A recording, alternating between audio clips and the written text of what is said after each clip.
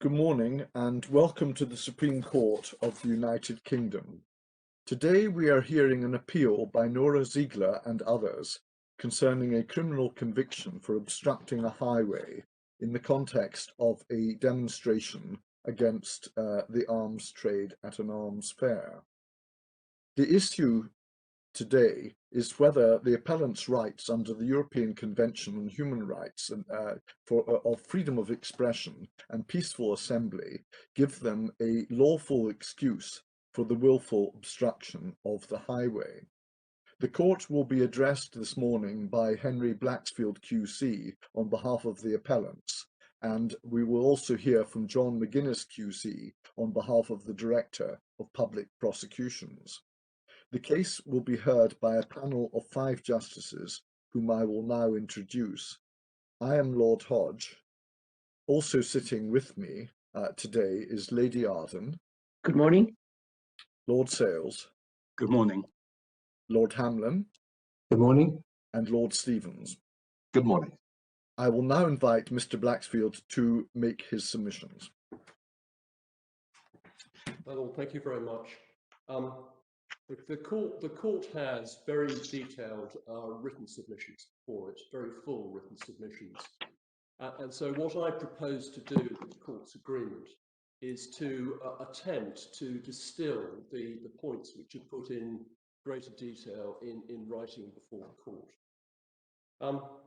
Can I start really by an introduction to our submissions?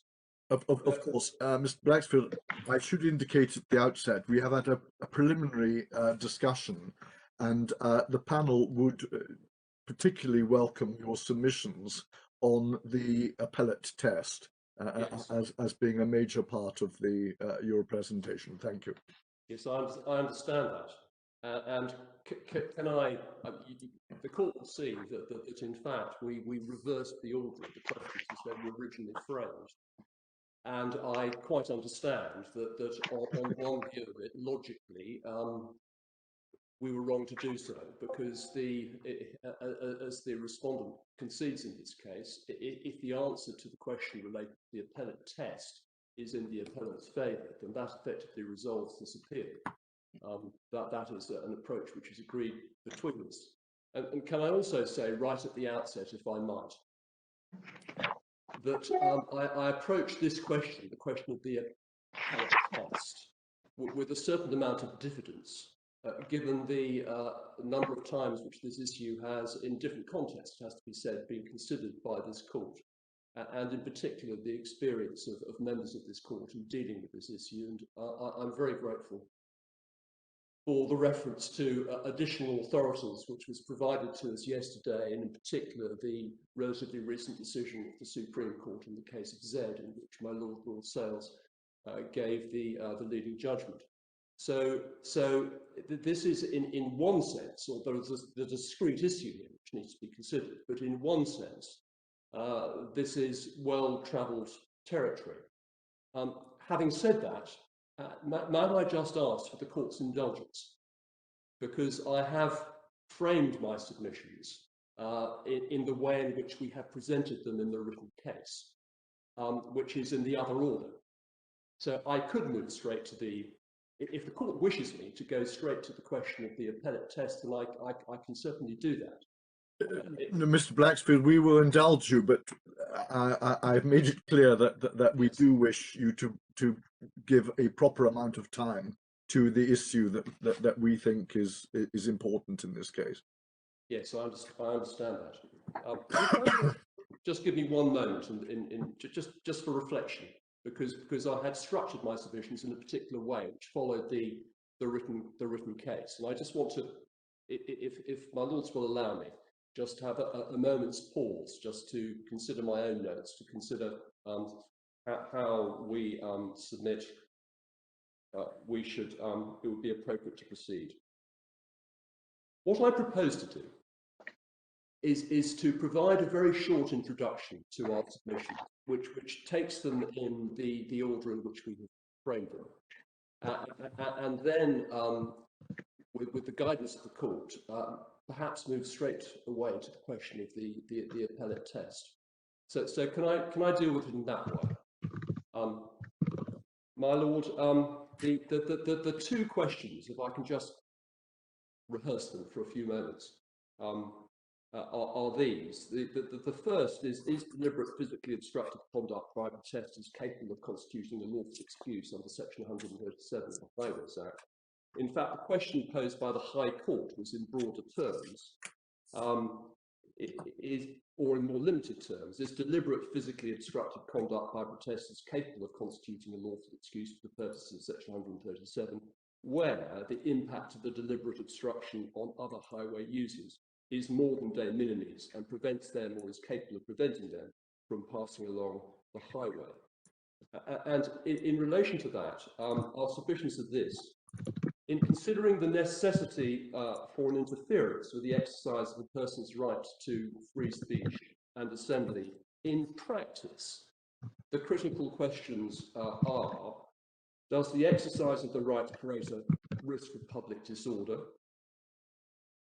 Secondly, to what extent does the exercise of the right interfere with the rights of others, with a focus on that being perhaps the central question? And finally, were there less restrictive alternative means of accommodating the right to protest? And we submit that on the facts of this appeal, firstly, there was no suggestion of public disorder, and the questions therefore are 2 and 3.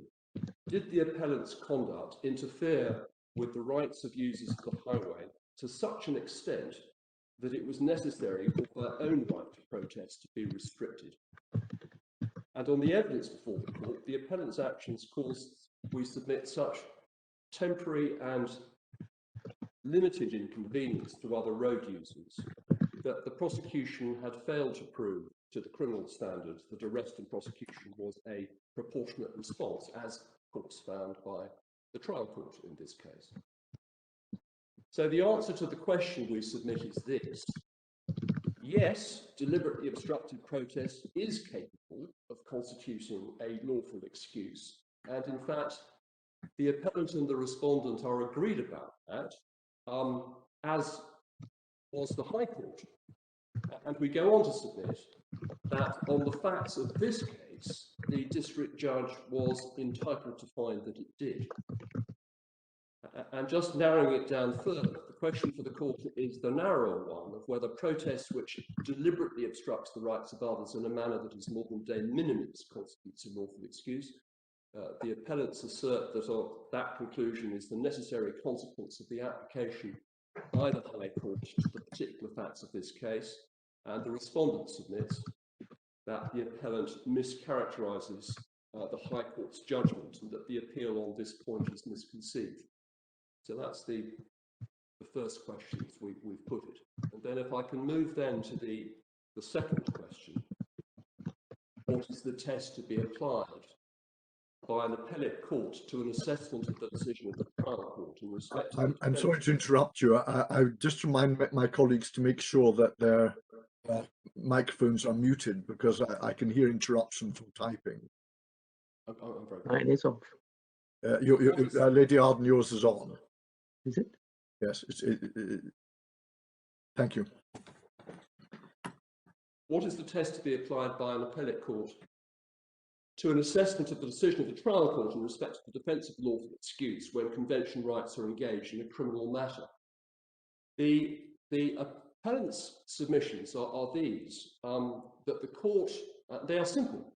The court should apply the traditional Wensbury test of failure to take into account relevant considerations or taking into account irrelevant considerations or irrationality. Due deference, we submit, needs to be paid to the decision of the first instance tribunal, which has the benefit of hearing the evidence and balancing the competing submissions against the background of an overview of the total picture. And what is in issue here is an appeal against an assessment of the facts. It would be invidious to distinguish between the test to be applied to an appeal in respect of lawful excuse based on convention grounds, where there has been no error in law in relation to the consideration of the convention rights in question, and lawful excuse based on reasonable user of the highway, but where no convention ground was engaged. And if I can just really draw the comparison straight away by way of illustration at that point, if one takes the old case, the hot dog van case, Nagy and Weston, which is the case which held that lawful excuse equates to reasonable user, and in which Lord Parker indicated that in his opinion, that question was a question of fact. In Mr. Nagy's case, the approach of the appellate court, because no convention rights were engaged, would be, and I think I could say this uncontroversially, traditional Wednesbury. Why should that be distinguished from a case where there are convention rights engaged, but where in effect the court is engaged in the same exercise, which is a consideration of reasonableness against the background, obviously, of a proportionality assessment, because convention rights are engaged. But there is no helpful or meaningful distinction in our respectful submission in the particular circumstances here that can properly be justified. And so against that background, given the steer which the court has given me, can I then move to the question of the appellate test? And we are grateful for the additional authorities which have been to which we have been referred yesterday. There's an abundance of authority, and we've referred to a number of them in our written submissions and provided the court with them. But it's helpful to have further examples of the way in which these matters have been approached. And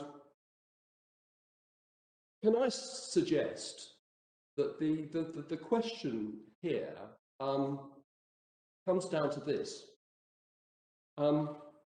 Does the case of Re B, which is the case, of course, relied upon specifically by Lord Justice Singh in the Divisional Court, prescribe an appellate test which applies in all cases, be they criminal or civil, where a convention right is engaged and consequently a proportionality exercise is undertaken, or is that test to be more narrowly confined?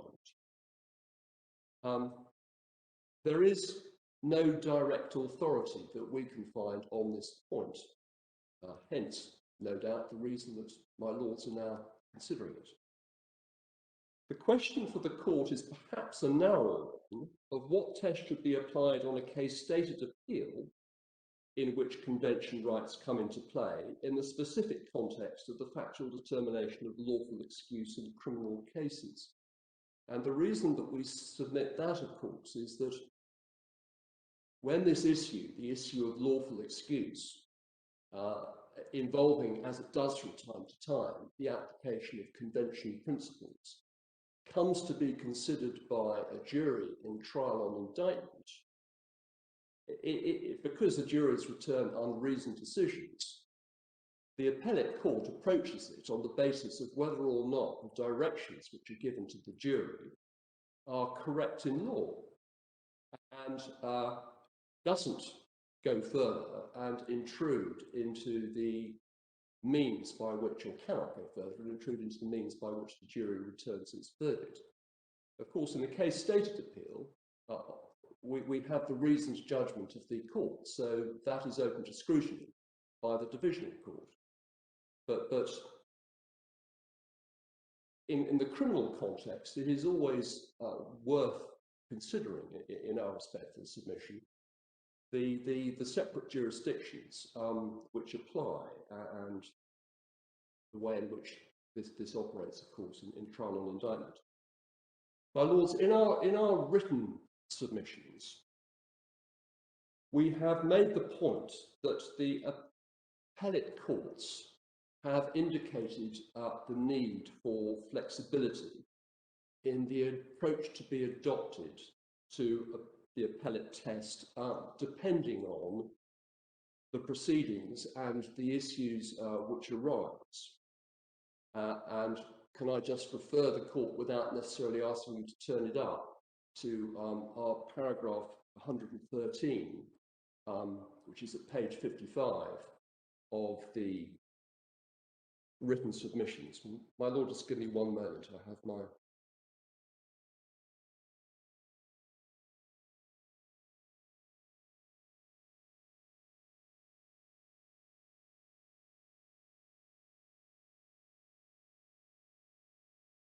Page 55 of the bundle.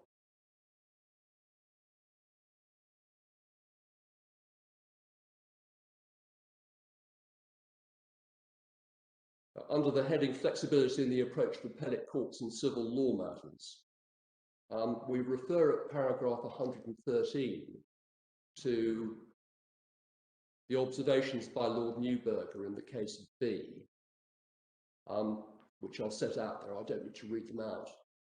And also, paragraph 114, we refer to the further observations to similar effect of Lord Clark in the Re-B case, which focuses on the importance of the in formulating the test for an appellate court of focusing on the issues to be considered, and we've set out that passage there. That's an important starting point we submit for consideration of the way in which the test formulated in Re-B may or may not be transposed into criminal proceedings. Of course, Re-B... Mr. Blackstone, could I just ask you a question about that? Yeah.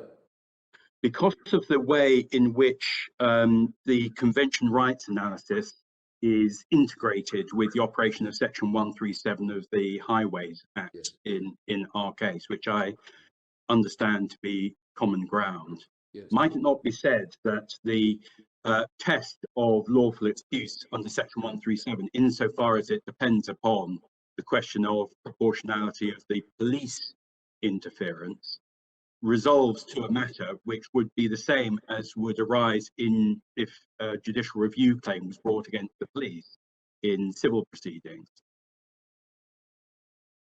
My Lord, the only difficulty with that, in my respectful submission, is that one needs to at all times consider the application and the relevance of the standard of proof in a criminal case. The standard of proof, of course, being, and this applies equally to findings of primary facts, it does to what have been called evaluative assessments, that the court has to be sure that in the context of use of the highway, that it was unreasonable, which equates to disproportionate in the circumstances of this case.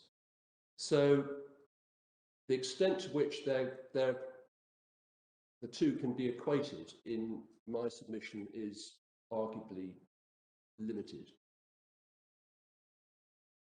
And I mean, that has to be the starting point in my submission. I mean, what one is dealing with here is the question of whether or not there should be a criminal conviction ultimately. Putting aside the question of whether or not the arrest itself is disproportionate, what we're considering here is the question of whether or not prosecution and ultimate conviction would be a proportionate response to the conduct on the facts of an individual case. Can I just make this point, if I could, just moving on for one moment,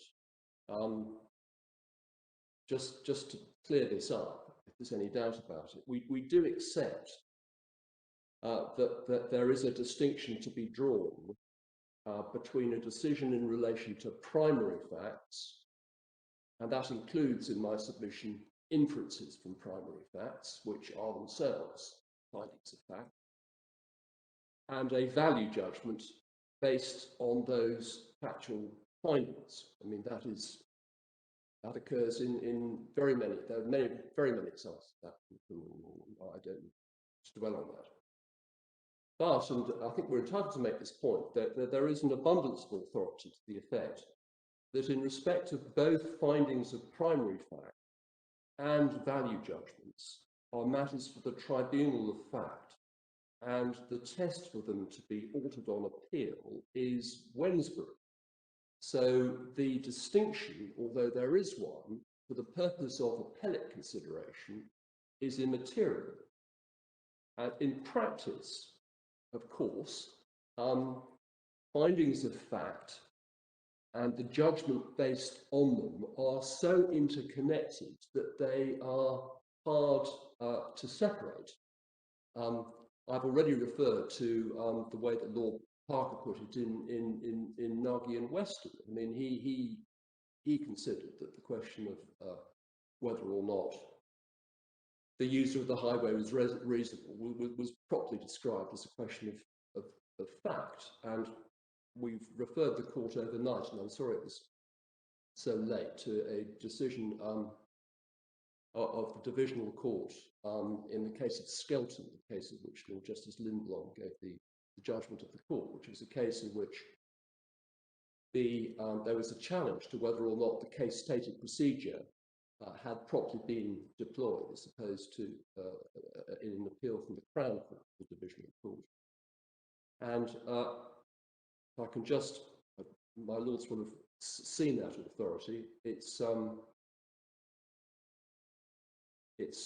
paragraphs, my lords will just give me one moment to bring this up on my computer. It's at paragraphs 31 and 32 of that decision.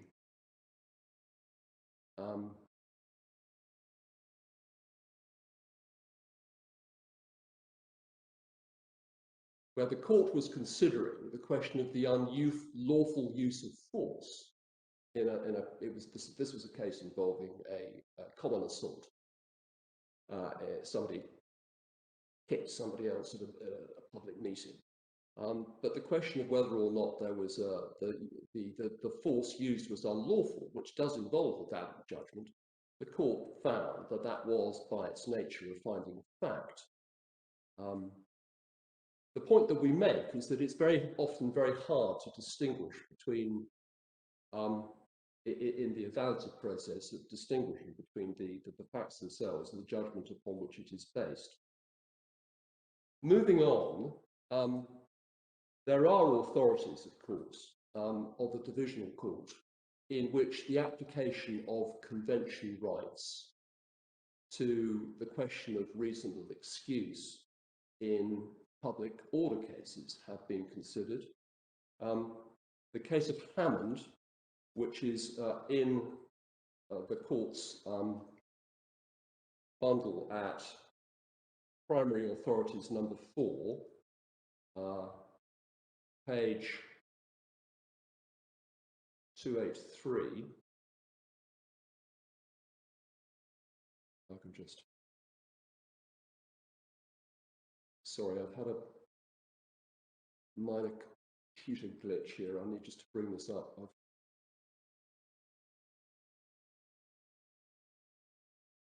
Hammond was the case, just to bring it to mind, of the preacher who displayed what were considered to be homophobic messages. And it's at, moving between one screen and another. It's Primary Authorities number 4. If I could ask the court to go to page 283 in the bundle.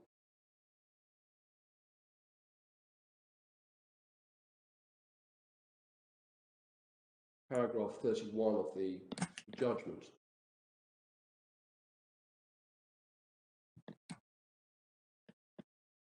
paragraph 33 in particular, I have also considered carefully whether in the light of Article 10 in particular, but also taking account of Article 9 of the Convention, the justices should have concluded that Mr. Hammond had established that his conduct was reasonable. He was, after all, according to his understanding, exercise of his right of freedom of expression, views which may or may not have been acceptable to those who were passing by.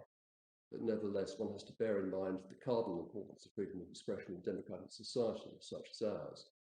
I have concluded that the justices, in their reasons, have not only considered the questions which they were obliged to consider, not only in relation to the statute, but also in relation to the Convention, and have reached a conclusion that it was open to them to reach, for the reasons they gave, that the appellant's conduct was not reasonable. So that case, although I appreciate that the specific point with which this court is concerned, which is whether or not the case of Re B means that this issue has to be reconsidered, but we do have authority there for consideration of the application of convention rights to the question of reasonableness effectively being approached on the same basis as any appeal. In other words, it's essentially the Wednesbury basis. And to similar effect, of course, the decision in the case of Abdul, to which our attention was drawn yesterday by the panel, and again for which we are grateful. Perhaps I don't need to specifically take the court to that decision. That was the case in which a prosecution was brought against those who were protesting against soldiers who were coming back from Iraq by using inflammatory language, and they were prosecuted under Section 5 of the Public Order Act, and their defence was based fairly and squarely on the applications of their right to freedom of expression. And the court approached it on the basis that it was they applied the Wednesbury test. The relevant paragraph is paragraph 49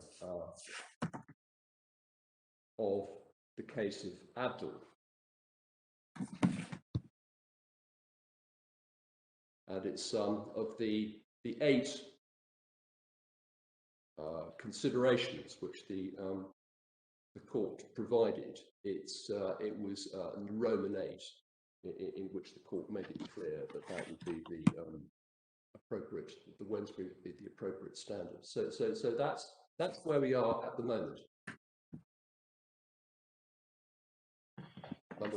Mr. Blackson, if you could assist me. The divisional court decided that there was no difference in principle between criminal and civil. And you have referred to a different standard of proof. But I do not understand how that works out and why that leads to a different test being applied. You've also referred to the jury's verdict not being capable of analysis.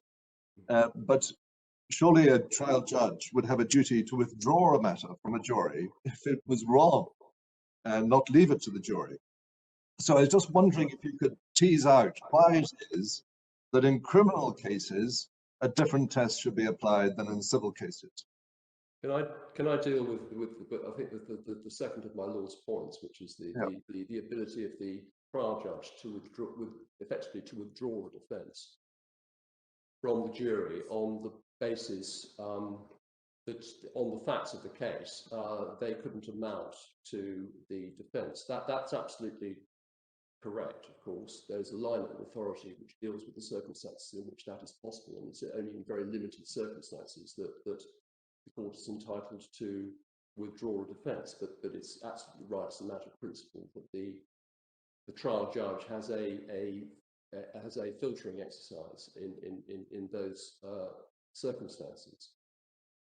The difference, our principal point in relation to whether or not a different test should be applied, depending on whether or not this is a criminal or a civil case, is that the introduction of a distinct test to be applied to evaluative assessments in a criminal courts, dependent entirely on whether or not convention principles are engaged, introduces an unnecessary distinction, we would submit, between the test which would otherwise prevail to exactly the same evaluative assessment, but absent convention and absent the proportionality exercise. That's the principal basis of our submission. My Lord, yes. Sorry, I didn't want to interrupt your answer. Have you completed your answer to Yes, Lord? yes.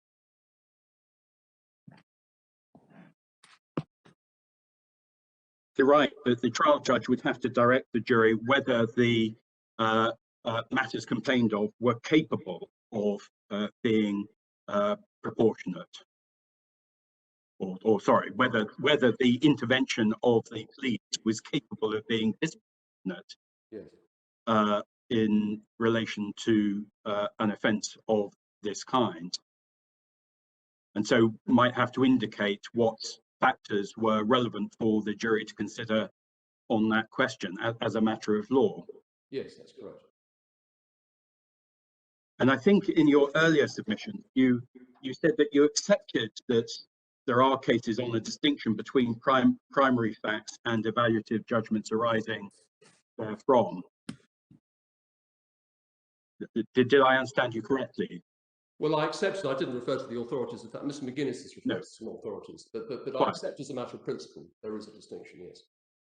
So, I mean, why isn't an assessment whether a particular event involves disproportionate intervention by the state in a situation a matter of evaluation falling on the evaluation side rather than the fact-finding side?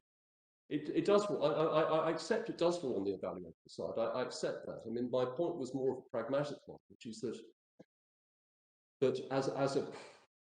it becomes very difficult to disentangle the two.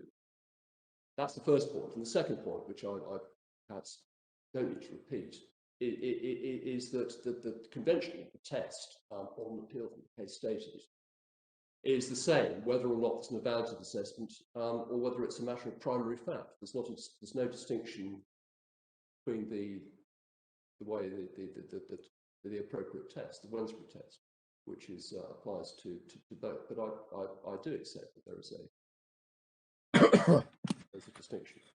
And if I may, just one last point. You, as I understand it, your submission is that one should assimilate this case, even though it involves assessment of the impact of convention right, with the more standard case such as Nagy, which didn't involve such an intervention of convention rights, but an assessment of reasonableness. But going back to a point that I raised with you before, if the test for lawfulness or lawful excuse in this context is made to depend upon the application of the convention right, which I understand to be common ground, which is a matter that, as I put to you before, could equally be raised in civil judicial review proceedings. Why wouldn't one expect the relevant assimilation to be between cases where convention rights are raised and the proper approach to those, rather than an assimilation with a case like Nagy where they weren't involved? Well, I suppose the short answer to that is that although dressed up, if you like, as a convention point, effectively the considerations as to whether or not the user of the highway is reasonable are the same. That they have a particular cachet, and particular considerations have to come into play because convention rights are involved. But effectively, the court is having to consider the question of whether or not, in the particular circumstances of the case, the user of the highway was reasonable, whether or not convention rights are engaged or not, and it's ultimately the distinction, the appellate test distinction is difficult in our respective submission to justify on that basis. Yes, But I understand. I mean, I understand. I understand the conceptual point that's being put. Thank you very much. So, Mr. Blackstone, can you just help us as to how this issue was addressed at the court below? It appears to be common ground that the test was the Westbury test. Yes. Court raised Re B. Yes. They say you only faintly resisted it. Can you just summarise how it was dealt with? Yes. At the court below. Well, can I just be frank about this? I was we hadn't thought about this point, frankly, and so it was raised during the course of oral argument before the court, and without the benefit of proper consideration of cases to which we were referred, Re B and Love, and perhaps our submissions would have benefited from further consideration. It just arose during the course of the hearing, and I think we were both caught by surprise by the way in which the court raised it. So the reference to faint resistance perhaps is a comment on the sufficiency of my advocacy more than anything else. Correct. So it wasn't raised by the court in advance of the hearing. It was actually at the hearing. It was raised during the course of the hearing. That's right.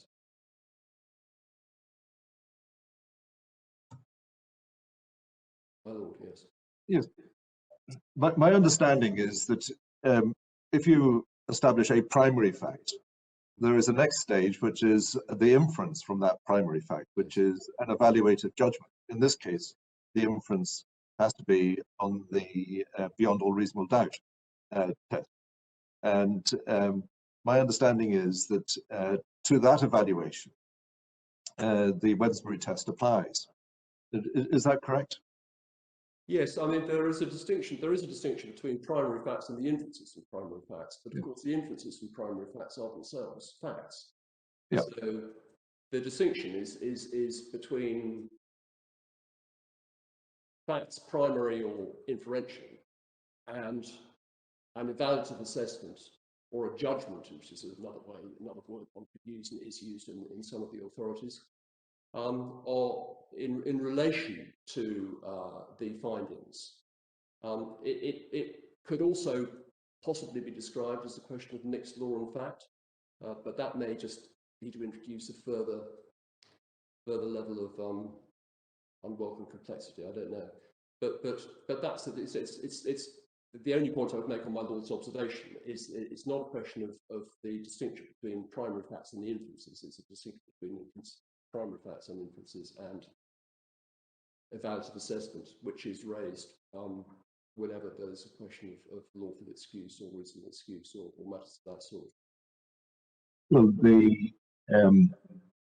one of the potential evaluations in this case, or the inferences, is whether or not the period of time was significant.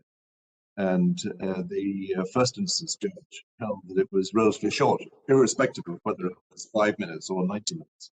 And whereas the High Court decided that was a not insignificant period of time, or it was a significant period of time.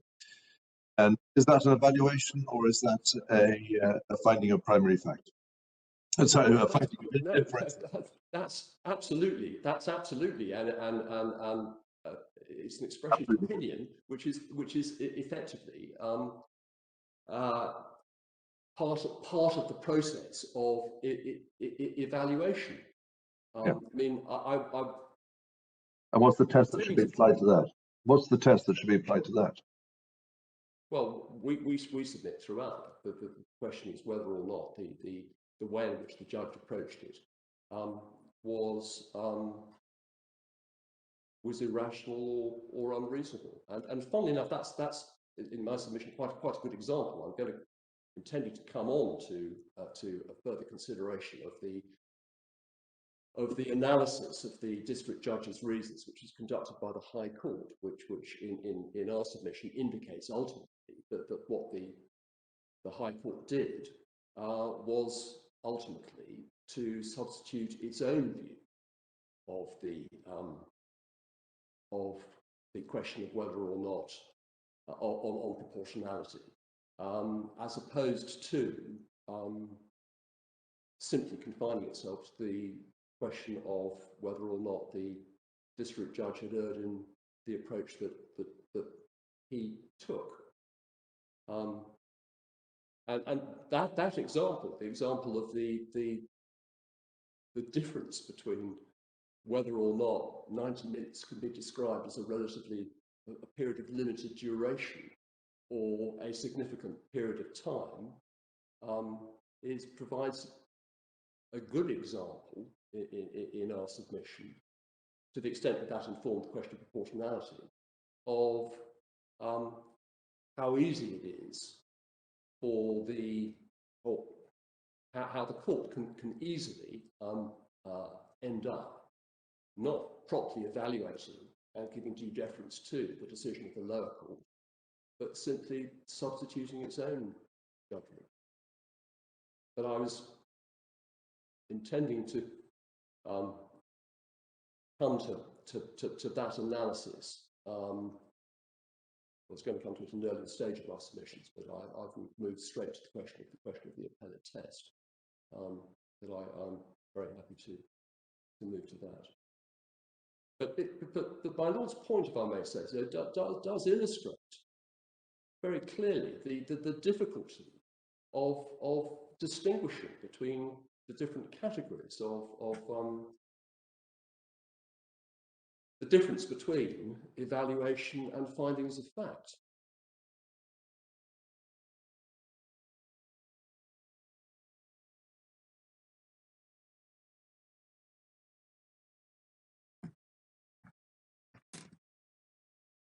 My Lords, what I propose to do now, if I might, is to, I think I'd probably, unless the court has further questions, I've probably exhausted the particular points that we wanted to make on the question of the appellate test. I would simply be repeating the points which have all been put in writing and which I've already made this morning orally to the court.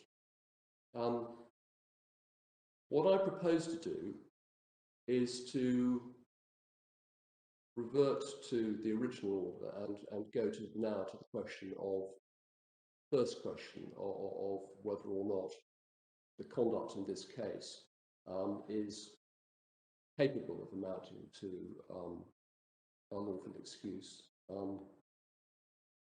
which was the first point. Before you do that, Mr. Blacksfield, I wonder if I could just clarify a couple of points with you. The jurisdiction of the divisional court here arises out of the right to state a case in the Magistrates Courts Act of 1980, section 111. Is that right? Right. Yes. And that provides that a test that the decision has to be, as far as relevant here, wrong in law. Yes, that's right. Yes. Ray B was concerned with an appellate regime which involved appeals on fact as well as law. Is that right? Yes. Yes. And some of the comparisons that people have referred to in their written cases relate to questions of appeals where the appeal can be on the ground of fact as well as law. Yes. So they may not be directly relevant. The question which may be exercising us here is whether, in the context of a proportionality assessment, the appellate court has a role in giving guidance more generally on proportionality, which would extend the otherwise established test that you have to show error on the face of the case error of law on the face of the case stated, or alternatively, you can infer error of law by reason of the decision being one which the facts as found contradicted. That's Lord Radcliffe in Edwards and Bairstow. Yes. Yeah. So the structure here is we have to have an error of law, and the question I think that my colleagues have been debating with you is whether or not the existence of a proportionality test is a basis for extending Ray B into this area. Yes. Your submission, as I understand it, is that it is not. That's correct, yes. Yeah, I just wanted to make sure that the structure, as I understood it, was one that you accepted. Thank you. Can I just then move to the question of whether or not physically obstructive conduct is capable of constituting a lawful excuse under section 137, and whether or not deliberate obstruction, which is more than de minimis and prevents them or is incapable of preventing them from passing along the highway, is disproportionate. It's not disproportionate to interfere with the rights of the protesters. Can I just start this topic by just for a few moments just considering the facts of this case.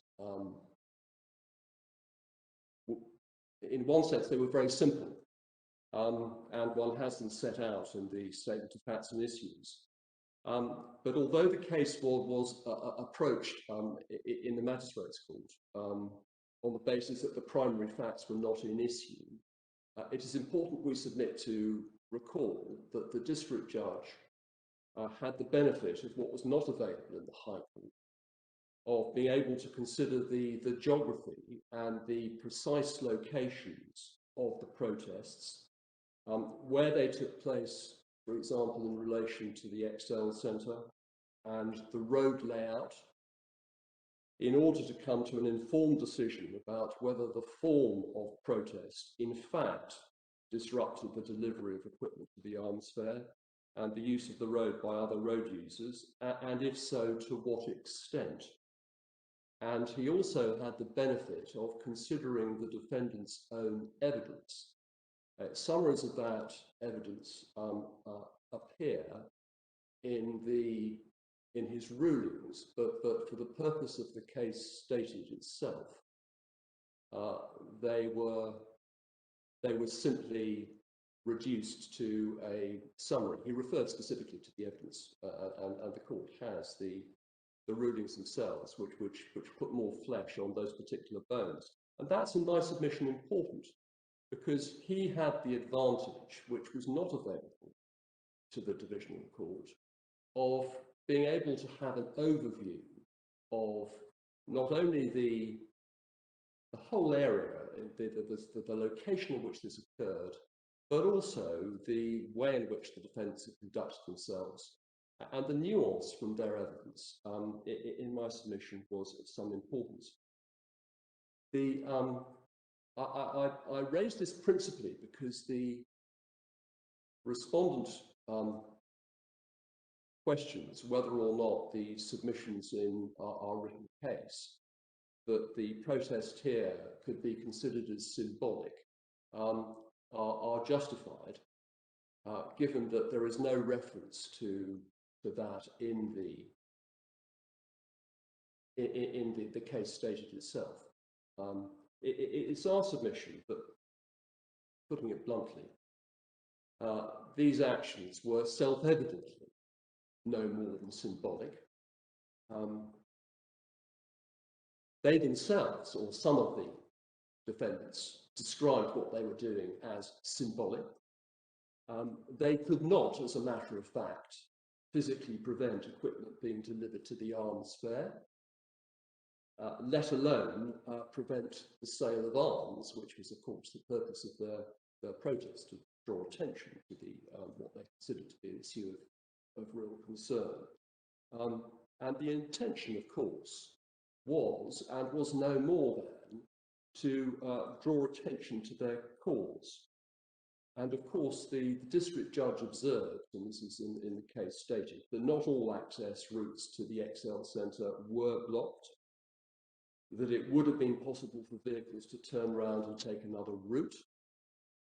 And also, there's no evidence of whether, in fact, other road users were inconvenienced, which is a matter which greatly exercised Lord Justice Singh when he came to provide his own judgment. There simply was, on the facts of this case, no evidence of that. This was effectively an access road which led exclusively to the XL Centre and related to buildings. And of course, the fair itself had not even opened.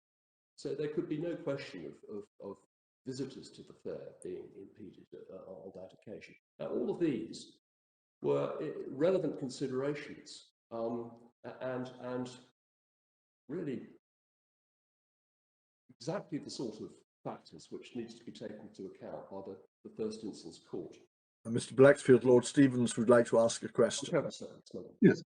Was there any evidence led by the prosecution as to disruption to traffic, or as to disruption to the XL Centre, or as to disruption to other people who might have been in the vicinity?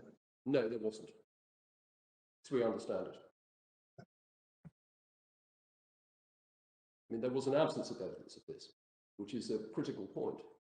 That clearly it would have been entirely relevant for the court to have heard evidence about that. And I don't know, and I hesitate to ask, but on what day did was the fair to be opened? As opposed, I mean, this was before it took place, and at 9 o'clock in the morning. I don't know how many lorries there were, or whether they actually made deliveries, or whether they didn't make deliveries. And I'm completely unaware as to whether the prosecution had any evidence of that at all. Well, there was no evidence presented to the lower court about that. Yeah, I mean, that's a critically important point in this case, which is no doubt why the district judge came to the conclusions that he did, open to the Crown to have introduced evidence of that, but it was entirely speculative. I mean, the particular point which I come to when we look at the Lord Justice Singh's reasons was that his principal concern was not that there may be some temporary disruption to the lorries which were delivering equipment, whatever it may be, to the arms fair. Pause there. Were there any lorries delivering equipment proved beyond all reasonable doubt? Well, the answer is no. But that was their intention was to disrupt the delivery of equipment to the arms fair. They made that absolutely plain as part of a symbolic protest. That was their intention. But as one of the defendants said, it didn't amount to very much disruption during the course of her evidence.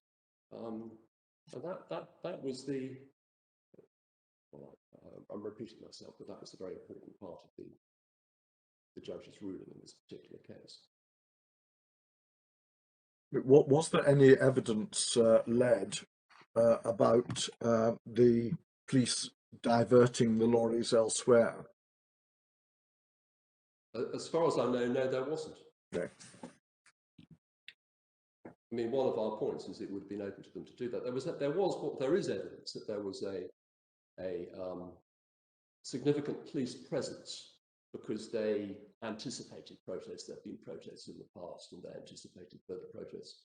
And indeed, and this is a point made by the respondent, permission had been given, or tolerance had been allowed to protesters who conducted what was called slow walking in front of vehicles. There's some reference to that, but that was part of it was one of the findings of in the case stated. But it's that's the issue here, really. This is a case which has very little wider ramifications. It's a case which depends very much on its own facts. And as indeed the district judge made absolutely clear, it had no wider implications for other similar protests. And that's because, as we'll come to consider, ultimately, one of the most important considerations in the proportionality exercise is the extent to which the rights of others are interfered with. And here, there was no evidence, in fact, that there was any interference. There was evidence of potential interference, but there was no evidence of any actual interference with the rights of others, or on the particular facts of this case. My lords, in considering the law on this aspect of the case, one obviously starts, and I barely need to say this, with the qualifications in subparagraph 2 of Articles 10 and Articles 11, which guide the court to the considerations of whether or not it is necessary for there to be interference. And they include, of course, considerations about public order, public safety, and interference with the rights of others. In particular for Article 11, which is perhaps more apposite in the facts of this case. Perhaps the leading case, if I can call it that, in the European jurisprudence is the case of Kudra-Vicius, which is the Lithuanian case concerning the farmers who blocked 3 main highways. That, my lords, is at the primary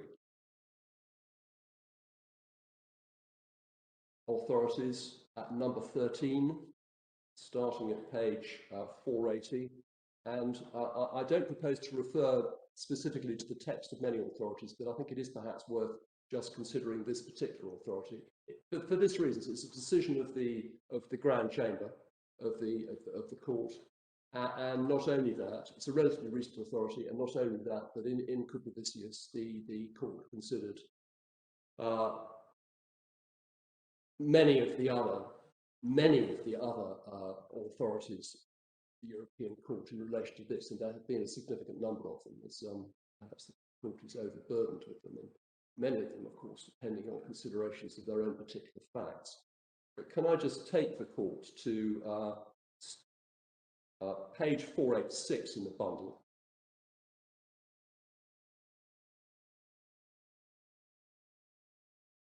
paragraph 26 of the court's judgment, Grand Chamber's judgment, just by way of reference to the particular facts. This is the consequences of the demonstrations and the government's submission in relation to this, which is ultimately not disputed. That the highway, the government observed that the highway was the main trunk road connecting 3 biggest cities in the country. The other highways were transitional trunk roads used to enter and leave the country. According to the government, all 3 roads were blocked at locations next to the customs post for approximately 48 hours. And paragraph 28, this was of relevance to the court's consideration, second sentence. Around 11:40, the lorry drivers approached the farmers. They demanded an end to the roadblocks with the threat of using physical force. And if we then, can I then take the court, please, to page 501.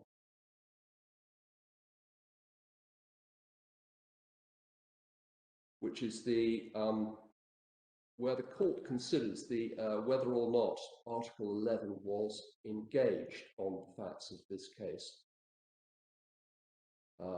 The availability of Article 11 of the Convention is paragraph 91 onwards.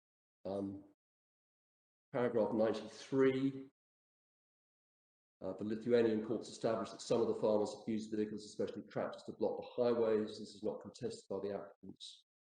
Vehicles at issue have not been used to cause bodily harm to the police officer or any members of the public, even though the farmers and lorry drivers have had a few arguments. More serious confrontations have been avoided. Moreover, neither the applicant nor the other farmers were approached by domestic authorities for any specific act of violence.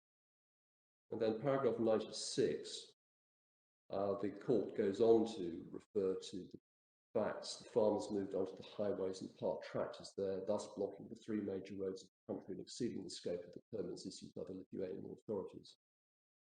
Then paragraph 97, the applicant's conviction was not based on any involvement in or incitement of violence, but the breach of public order resulted from the roadblock. The court further observes that in the present case, the disruption of traffic cannot be described as a side effect of the meeting held in a public place, but rather as the result of intentional action by the farmers who wish to attract attention to the problems of the agricultural sector and push the government to accept their demands. The court's view, although not an uncommon common occurrence in the context of the exercise of freedom of assembly in modern societies, physical conduct purposely obstructing traffic in the ordinary course of life in order to seriously disrupt the activities carried out by others is not at the core of that freedom as protected by Article 11 of the Convention. Can I just pause there for a moment? Of course, this passage was cited by Lord Justice Singh in his judgment in the High Court. And can I just very briefly pause on the issue of whether or not deliberate obstruction of traffic is at the core of the freedom of protection by Article 11.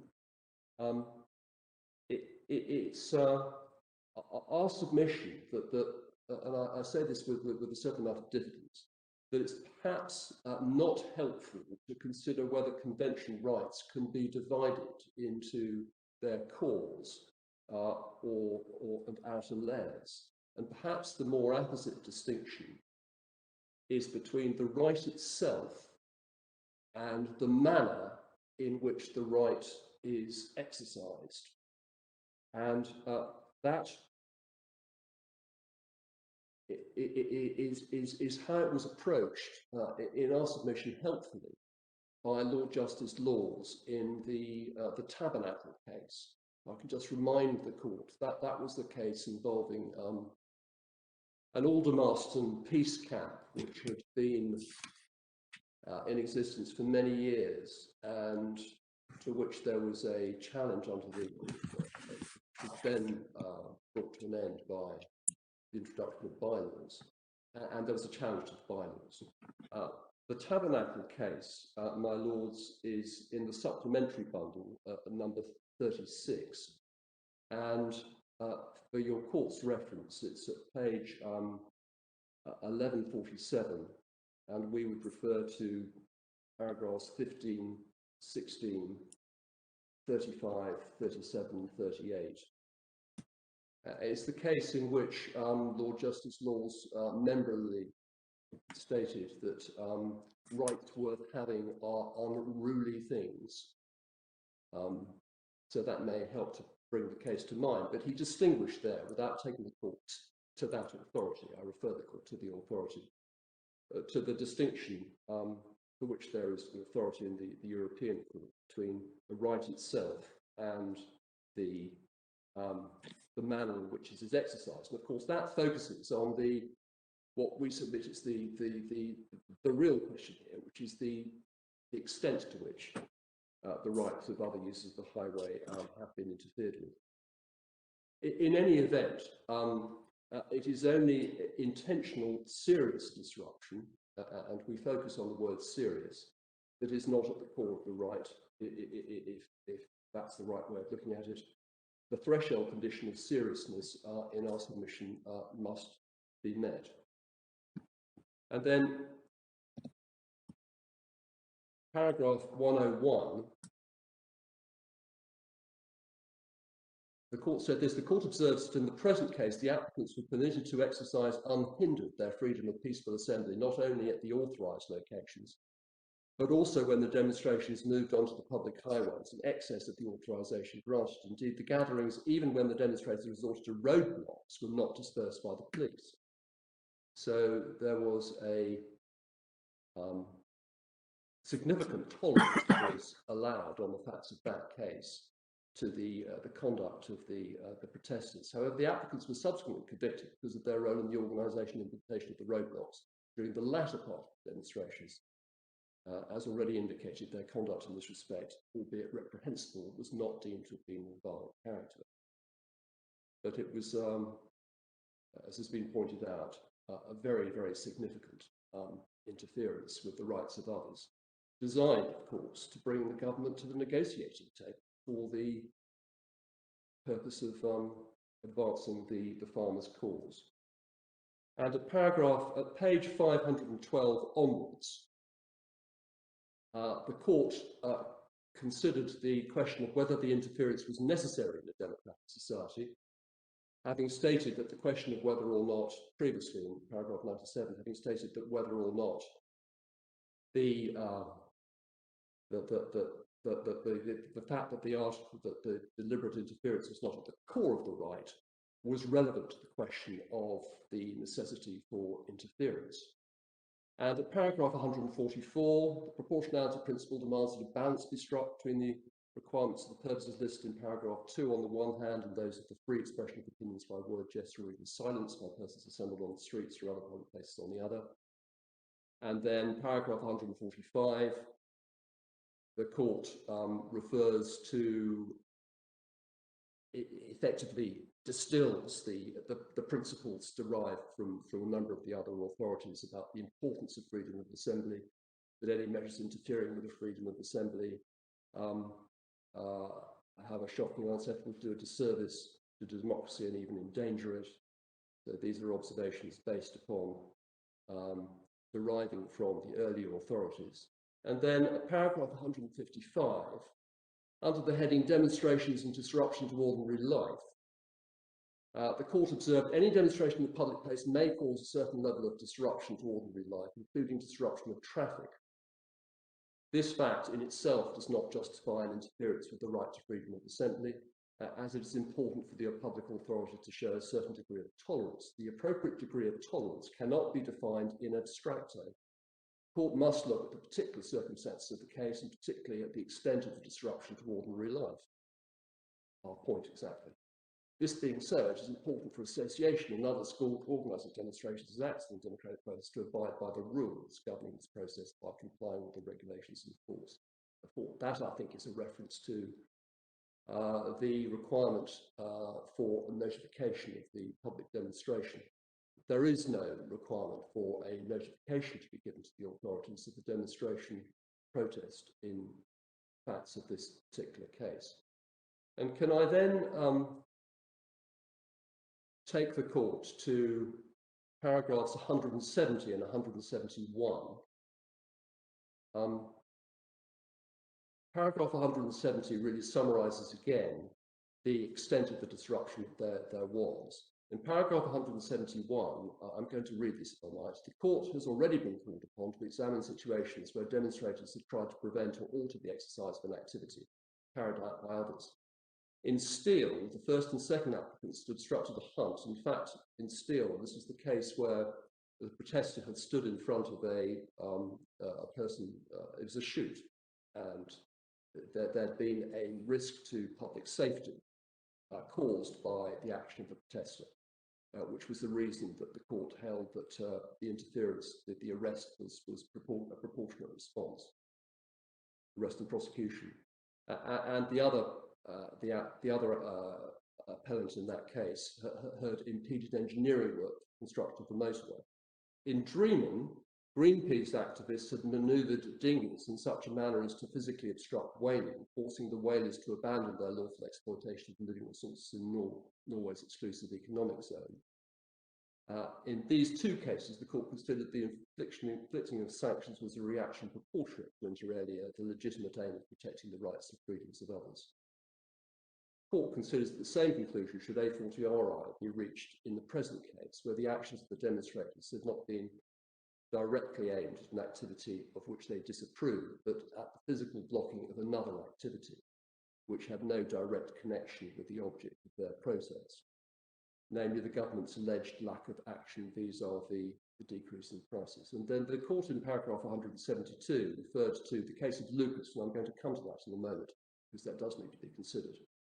And the case of Barraco, which is the French case, in which the, again, lorry drivers had mounted a protest which involved slowing down traffic for a period of 5 hours, which was not considered to, which was considered to be a legitimate expression or legitimate exercise of their Article 11 rights, but then physically stopped and effectively brought the traffic to a halt.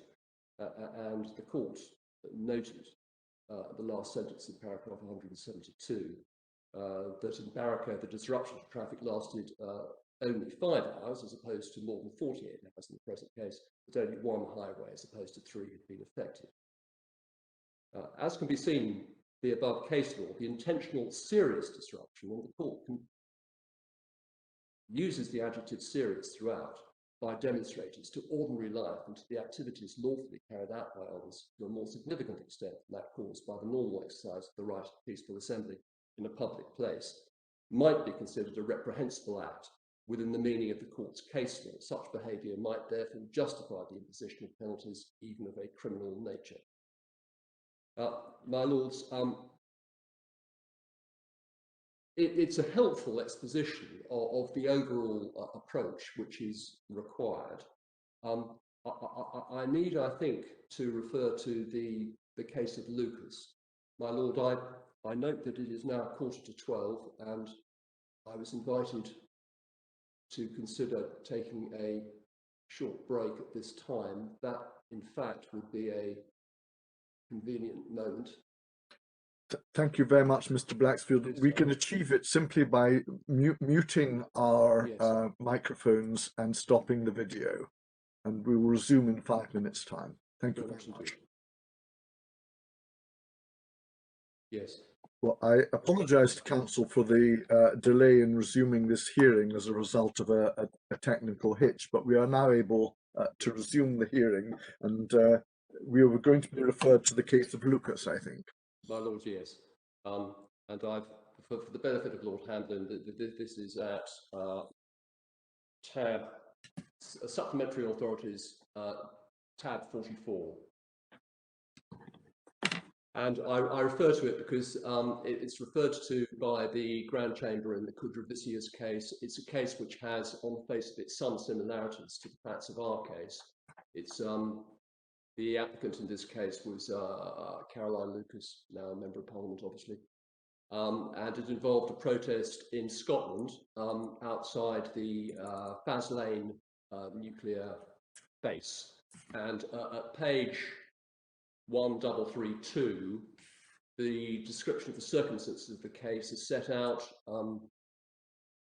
Can I summarise it? Effectively, she was convicted of the offence of the Scottish law of breach of the peace.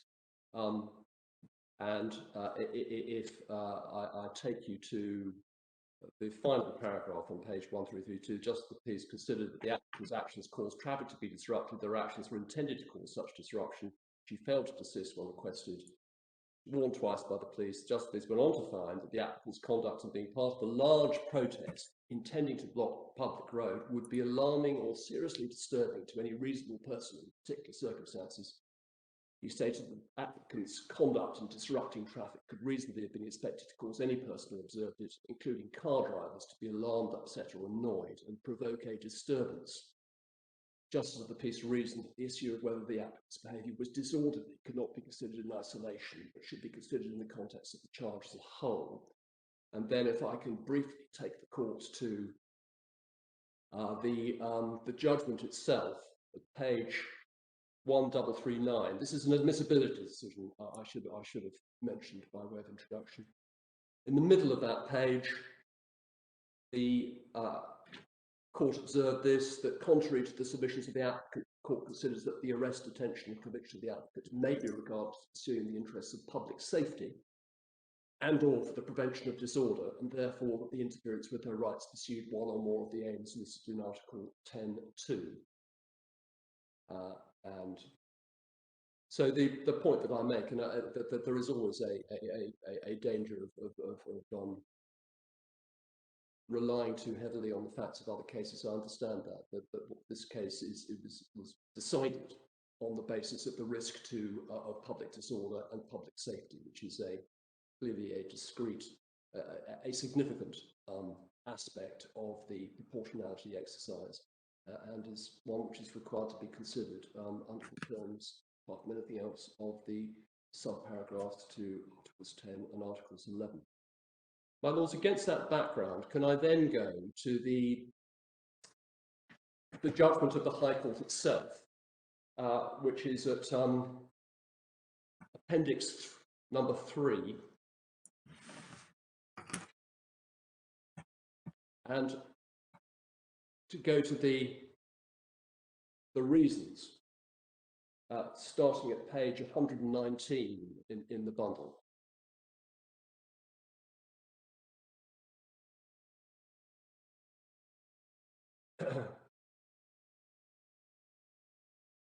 Which is where the learned judge, Lord Justice Singh,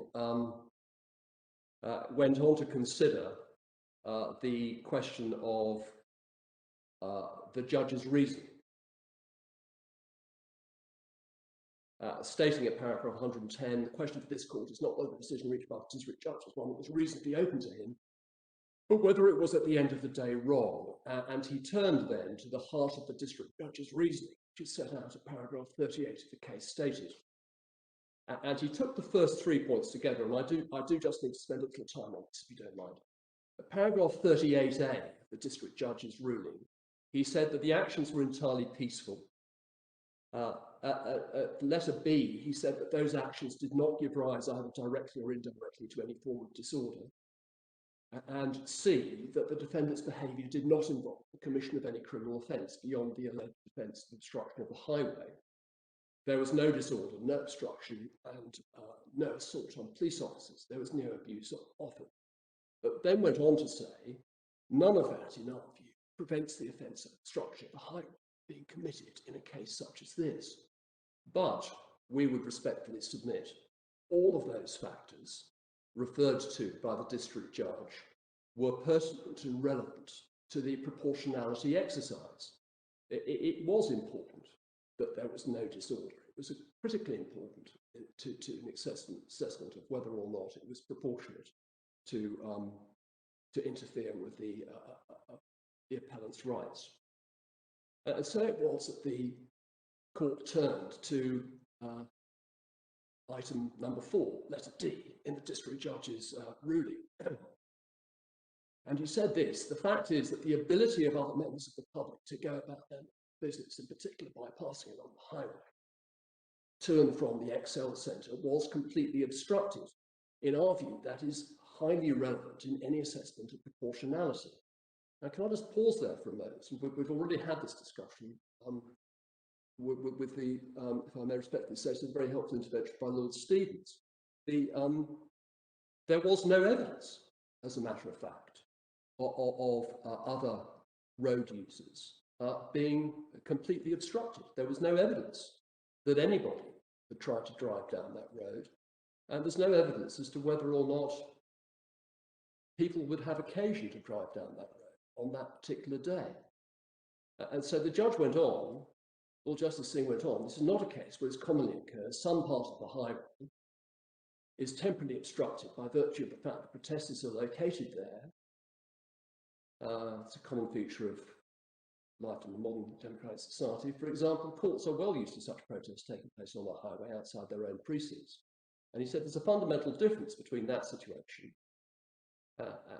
and that a fair balance is being struck between the different rights and interests at stake in the present cases. In these two cases, the highway was completely obstructed, and some members of the public were completely prevented from doing what they had the lawful right to do, namely to use the highway for the passage to get to the Excel Centre. And this occurred for a significant period of time. Well, as it happens, on the facts of the Ziegler case, as opposed to the facts of the Cooper case, which was linked to it, only one of the highways in this road was in fact obstructed, so there was no complete obstruction. But perhaps the more important point is this: that it is inevitably the case in almost every example where a road is used for the purpose of a protest or a public procession, that there will be interference of the rights of other people who would in other circumstances use the road. I mean, to give an analogy, a demonstration in central London, which is conducted with the approval of the police, involves a road not being available for use by members of the public who might otherwise drive along it. That itself, of course, is not determinative, far from it, in our respectful submission. And yet, it appeared as being a critical consideration in the judge's ruling here, despite the fact that there was, and I admit the heinous sin of endless repetition, that there was no evidence of anybody actually being obstructed to drive along that road. May there not be a distinction to be drawn between demonstrators who march along a road and are using that road for a lawful purpose on the one hand, and people who are deliberately obstructing the road and who have engineered equipment which would delay the police removing them from the road?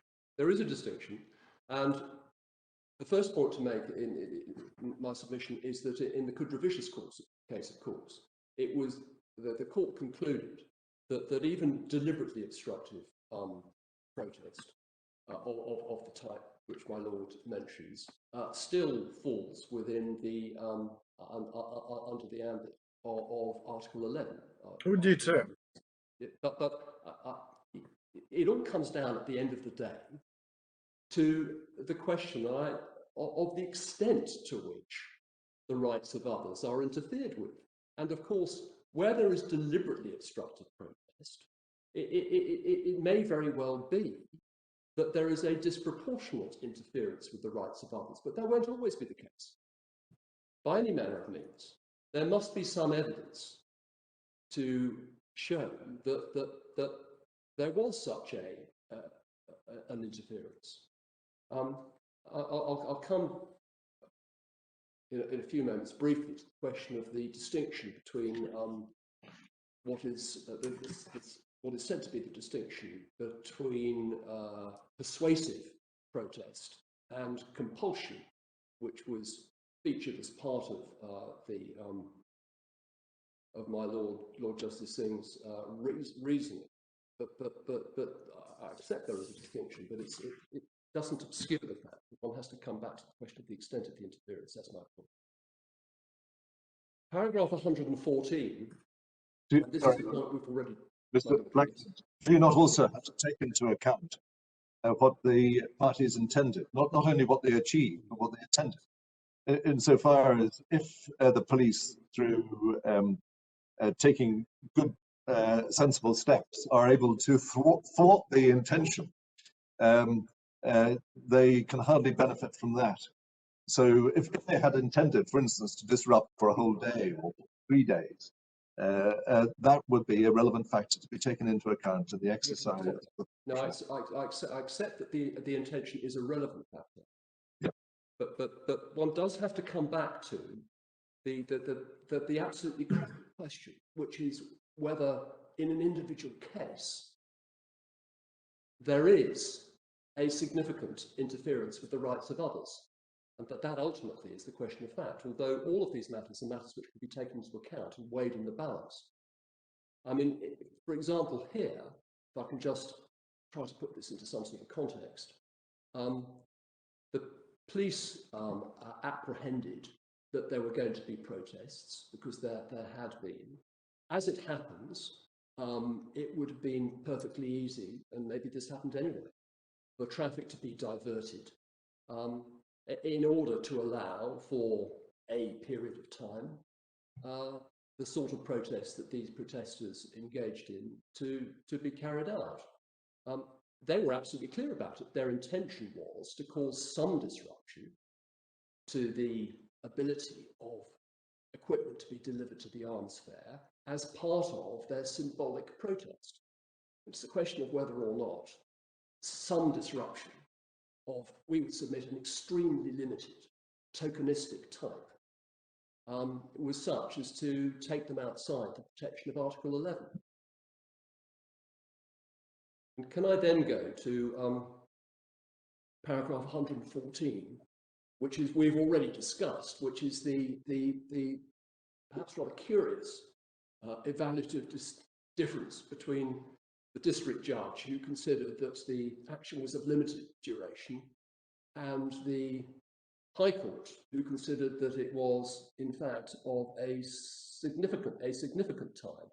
And can I proceed on the basis that the learned judge, the district judge, held that for his purposes, he would approach this on the basis that the entirety of the time that was taken up was the relevant time, although it could be said that the time stopped at the moment of arrest. And can I proceed on the basis that it was perfectly reasonable for the court to conclude that the period that needs to be considered is the period of time that it took in order for the device which was into which they were locked to be disassembled.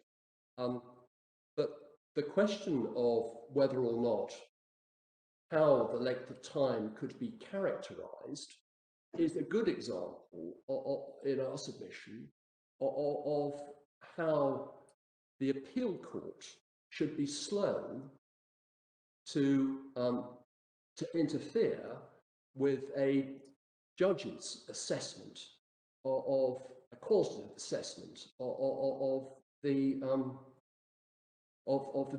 degree of disruption. In our submission, the question really is whether or not the district judge was entitled to come to the conclusion that in the grand scheme of things, the period of time here was of limited duration, certainly compared to the actions in the Kudra Vicious, and indeed the actions in the Barakat case. It was extremely limited duration. But it's our submission that this was not a sufficient basis upon which to conclude that the judge had got it wrong. And at paragraph 38G, paragraph 115, the district judge said that there had been no evidence that anyone had actually complained. The court concluded that that was of little of any relevance because there was an obstruction, but the fact that nobody complained is relevant to the question of whether or not there was actual interference in our respective submission. And then at paragraph 116, which refers to subparagraph H in the district judge's decisions, he referred to, as a relatively minor issue, the long-standing commitment of respondents to opposing the arms trade. Well, that was, we accept, of limited relevance, but it was perhaps most relevant to the question of whether or not there was any potential for disorder here. And in our submissions, there was not. But then the court went on in paragraph 117, beyond its critique of district judges' reasoning, to conclude that in any event, an assessment of the overall conclusion was that his overall assessment of proportionality was at the end of the day wrong, for the fundamental reason that there was no fair balance struck in the cases between the rights of the individual to protest and the general interests of the community, including the rights of other members of the public to pass along the highway. Rather, the ability of other members of the public to go about their lawful business was completely prevented by the physical conduct of these respondents for a significant period of time. Well, that was theoretically true, but as a matter of fact, there was no evidence that it was actually true on the facts of this case. And the consequence in my submission, therefore, of the way in which the court ultimately approached it was firstly that the court effectively substituted its own judgment, departing in our submission from its from the approach which should have been conducted following the case of Re B, which was an evaluation of the reason of the district judge. And in so doing, it formulated the case in a manner which effectively, the practical effect of it is that no disruptive protest, other than something which is de minimis to the extent of being inconsequential, would qualify for Article 11 protection. The way in which the judgment is formulated in paragraph 117 in our respectful submission has that practical effect. Although, as a matter of principle, the court accepted that deliberately disruptive protest did attract potentially the protection of Article 11. My lords, in this context, Lord Stevens would like to ask you a I'm question. terribly sorry, I was looking at my notes. I'm terribly sorry. I do apologise. Just before you leave paragraph 160, Yes. the district judge noted the long-standing commitment of the respondents. Yes. And in a proportionality assessment, does the belief of the protesters, is that relevant? Insofar as if a protester is protesting about something he doesn't believe in, then it can hardly be proportionate to disrupt the activities of others. No, I accept that the belief itself is not relevant, but the context in which it was raised in this paragraph in my submission, and he said it was, as the district judge qualified it, is a relatively minor issue. He referred to it on the basis that this was not a group of people who randomly chose to attend this event hoping to cause trouble. So the context was that there wasn't a danger to public order. That, in my submission, is how that. No, there wasn't a danger. Observation should be read. There wasn't a danger to public order. That may be clear, but the cases which you referred us to, the Lithuanian case and Lucas, were both cases where we were dealing with public order offences. Yes. Here we are dealing with an offence of obstructing the highway. Yeah. So I question whether public order is at the heart of this. But the second point I'd like to raise with you is the structure of paragraph 117, which did cause me some doubt. The divisional court starts off by saying that the judge fell into error in a number of respects in his approach to the assessment to proportionality, and then goes on to say further, in any event, the overall assessment was wrong. Was the court saying that in the first of those two branches that they were finding a legal error in the assessment of proportionality, quite apart from the applying the in re B test in the second branch? Yes, I agree with that. I mean, and we would submit that the court was wrong to find a legal error. Yes, but if the court were correct to find a legal error, that they could do so. You speak about Wednesbury grounds. Yeah. I mean, if they considered that the district judge had, for example, failed to take account of a relevant consideration or had taken account of an irrelevant consideration, then quite apart from Wednesbury unreasonableness, that would be a ground for that they're reconsidering the matter themselves. Yes, I remitting back to the district judge. Yes, I agree with that. I mean, I agree with that approach. Yes. It's just that we submit on the facts of this case that the district judge's reasoning was impeccable. I put it as high as that, and the criticisms which were mounted of that reasoning, to which I've just taken the court in our respectful submission, were simply unfounded. Yes. That's the way we put it. So there was no legal error, we submit, in the way in which the district judge approached it on the facts of this case. The reason I asked that question was because when you were coming on to it, in paragraph 129, the court appears to assimilate both tests under the in re B test. And but my reading was the same as yours, that the court had made a finding of legal error, and in any event, separately, an assessment under the in re B category. Yes. Yes, thank you very much. Well, I agree with that. I agree with that. Could I also ask a question about 117? My lady, If I yes. may, while we're there, it's been established that when the court says wrong, it means wrong in point of law. Yes. So I then ask myself, what is the point of law? And looking at the sentences which follow in 117, would I be correct to think that the point of law is this, that the failure to take into account that other highway users could not go about their lawful business using that particular highway was so strong a consideration that it necessarily meant that the court could not reach a conclusion on fair balance? My lady, that sounds very much to me like the correct analysis of the purpose of that paragraph,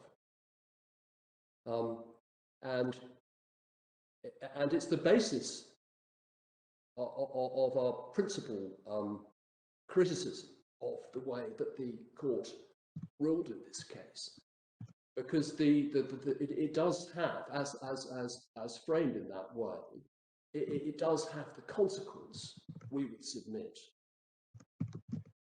that no disruptive protest which deliberately disrupts other people's activities could ever amount to, or can ever attract the protection under Article 11. So it effectively runs counter to the accepted principle, which is that in certain circumstances it can.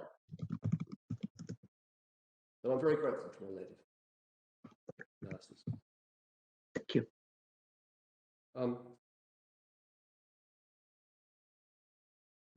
Just give me one moment. I was going to refer in this context to the authority which was very helpfully drawn to our attention overnight, which I have referred to but without going to, which is the case of Abdul. It's a decision of Lord Justices Gross and Davis, and Mr. Justice Davis in 2011, the soldiers case, and it's paragraphs from Mr. Justice Davis's judgment to which we would want to refer the court. So the members of the court found the authority. Can I ask you to go to paragraphs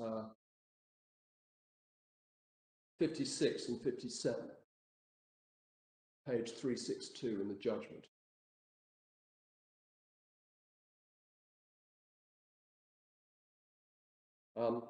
It follows that in a factual context of the kind where the right of freedom of expression is being asserted, whether a prosecution and conviction under our Section 5 of the Act is justified and proportionate has to be assessed on the facts and circumstances of the individual case. And he then referred to the reasonableness defence in Section 5(3)(c), and then went on to say, paragraph 57, decisions on this necessarily proceed on a fact-specific basis. It is not, as I see it, possible to establish in advance a bright-line statement approach, whereby prospective conduct or language can be styled as within or outward the proper exercise of freedom of expression. Certainly, it's a vital starting point to respect the full right, and this cannot be allowed to become a matter of lip service only. The effect in our respectful submission of paragraph 117 is to establish a bright line statement of approach in cases of this kind, and that, in my submission, is a step too far.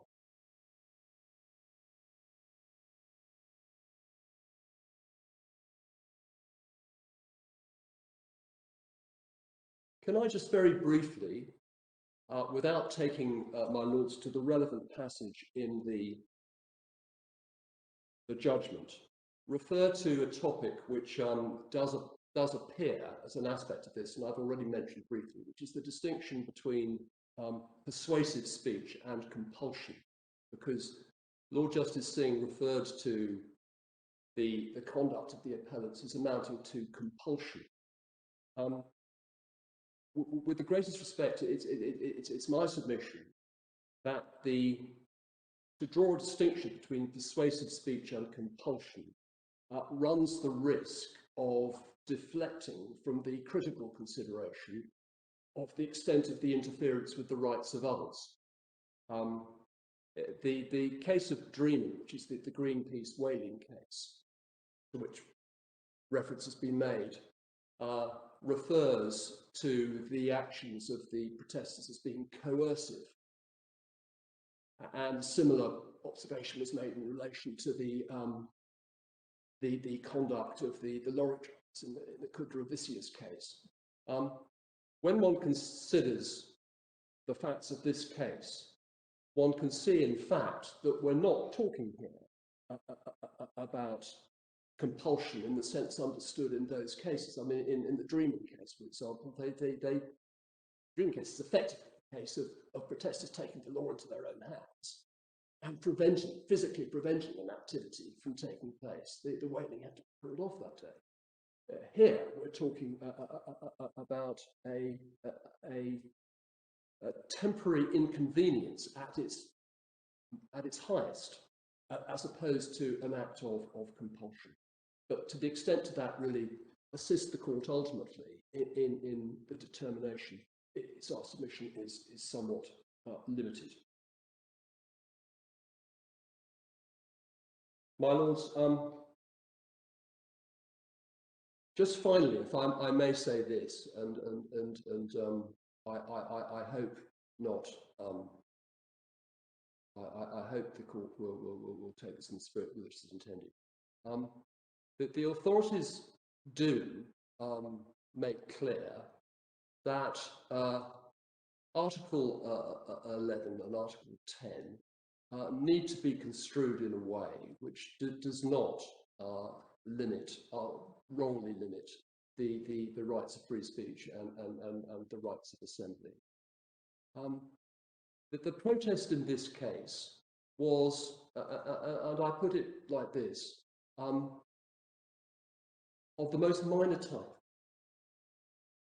Here are people of conscience who are protesting against a matter of great public concern to very, very many. What they did was extremely limited, in my respectful submission.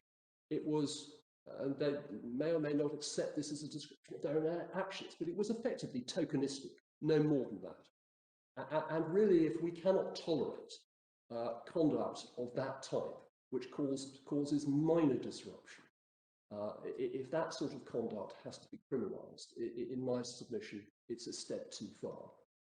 And the learned district judge in this case was perfectly entitled to come to the conclusion that the balance of the respective rights here was such that it would be wrong to interfere with their right to protest by entering a criminal conviction. My lords, my lady, those are my lord. Lord Searles. Before you finish your submissions, Mr. Blackstone, I just wanted to ask you, so that I'm clear in my own mind, about what you say about the structure of analysis by the High Court at paragraphs 117 and again at 129. And this is really to arising out of Lord Hodges' questions to you, that there are two limbs to the High Court's analysis. The first seems to be, if you like, a conventional Wednesbury type analysis, saying that the district judge didn't give weight to a relevant factor as he should have done. And then the second is an overall assessment of wrongness as the proportionality analysis. I understand that you say in relation to the first limb that the district judge did everything correctly. But if we don't accept that submission, I wondered then what your position is. I understood you to say to Lord Hodge that if the district judge didn't consider the matter correctly, but because he left out a relevant consideration, for example, that it would be open to the High Court to make its assessment of proportionality and justification in relation to all the facts. But when you began your submissions, you said in relation to question 1 that it was a necessary conclusion on your submission that the conduct was justified. And so I was just not quite sure how those two things might fit together. Yes, our concern has been, in effect, about the way in which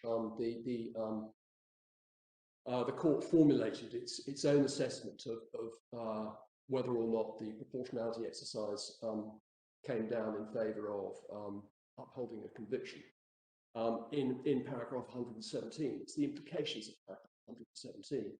But I accept the overall analysis, as I'm bound to do, that if the High Court's critique of the judge's reasoning was correct, then the court was entitled to substitute its own assessment of proportionality, decide for itself whether or not the conduct amounted to a reasonable excuse. I accept that. The problem with the way in which the judgment has been structured is that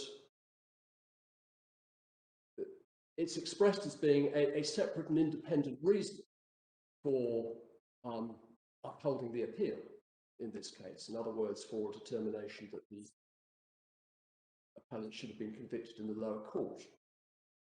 That's the way that we understand.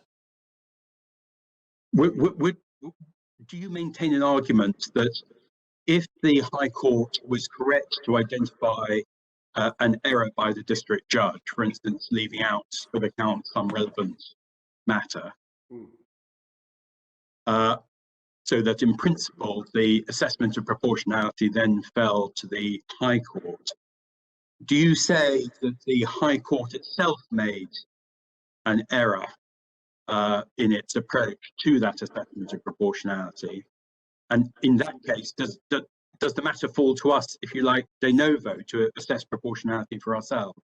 Well, the answer to my question is indeed yes, we do submit that the High Court's assessment of proportionality was wrong, just as the court itself decided that the district judge was wrong. We submit that the court's assessment of proportionality was wrong, and it must follow that if the court disagrees with our submissions in that respect, then it would fall to this court to conduct its own, to conduct the proportionality exercise itself. Yes, yes, thank you. That clarifies it for me. But that's only if we have sufficient facts upon which to carry out that assessment. Otherwise, the alternative method is to remit it to the first instance judge. Absolutely. To apply. Absolutely. And what's the outworking of that, Mr. Blacksland? Does that then lead to the prosecution having a second bite of the cherry and being able then to introduce a whole lot of evidence about disruption that they didn't do at the first instance? I don't think there's any danger of that, my lord, in this case. The water is well and truly under the bridge. Theoretically, yes. Yeah, Lord Sales. Yeah, well, I just wanted to check that I've understood your submission. Yeah. Are you saying that if we arrive at an analytical position that there was an error by the district judge, so High Court not bound by his assessment of proportionality, but also accept your submission that there was error by the High Court, so that we're not, let's say, bound by their assessment of proportionality? Are you saying that we should decide the question of proportionality in your favour on what we know, Or are you saying that we're not in a position to make that assessment, so there would have to be a remission? My Lord, would my Lord give me time to ponder that? Yeah, certainly. It's really just so that we can be clear exactly what you're saying. I'd like to be able to, I'd be quite open with the court. It's not, I hadn't quite thought that one through. No, well, speaking for myself, I'm entirely content for you to think about it, but perhaps before we finish the oral hearing, you could just say what your position is. Yes, you have an opportunity in your reply submission to address it then. My Lord, thank you very much. Mr. Blackstone, thank you very much. Could we now call upon Mr. McGuinness to make his submissions? Thank you, my lords, my lady. Can I start with one of the topics that has formed a lot of the discussion between my lords, my lady, and Mr. Blaxland about what facts can actually be ascertained from the case stated. I accept that in certain places it's somewhat Delphic. It's not perhaps set out in a way that the court would be more familiar with, but the essential facts that are clear from the case the respondent submits is that self-evidently there was a deliberate obstruction of the highway, deliberate meaning willful, to use the word in the section, of the carriageway that led to the XL Centre. Second, that obstruction was clearly planned rather than spontaneous, as clearly evidenced by the appellants turning up with the boxes and the bars and the locks.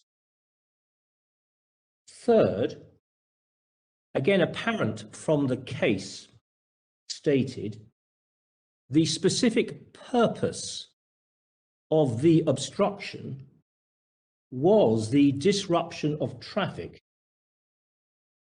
driving towards the XL Centre. That, the director submits, is apparent from paragraph 16 of the case stated at page 127 of the bundle.